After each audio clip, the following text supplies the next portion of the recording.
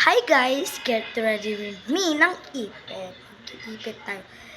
Habang wala pang aking kaibigan na si Mary Jane. Pero kaklase ko din yun. Grade 4 na kami guys. Hapon na.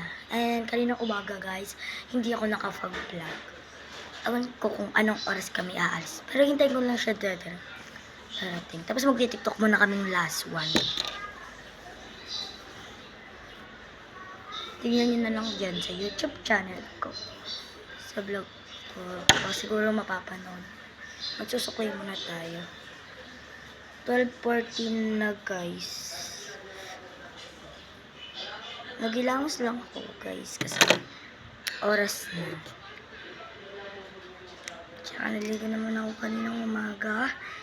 Paghapon guys. Ay pag umaga. Naliligo ako. Pero paghapon nag-iilamos na. And guys, parang may nakita kayo dyan sa TikTok. Ay, dyan sa ito. Dito sa YouTube ko. And, okay. Sana guys, magpantay naman to. Kasi kanina guys, nakaibit din akong ganito. Kaso tinanggal ko na. Nag-clam na lang. Nung umaga din guys, nag-ipit na ako ganito. Ayan guys. Sakto pantay siya.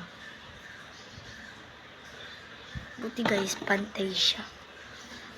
So guys, mahirap niyan to. Ngayon guys, hindi mo na ako magpapaikat. Pero kahapon nakaikat ako. Pero ngayon hindi.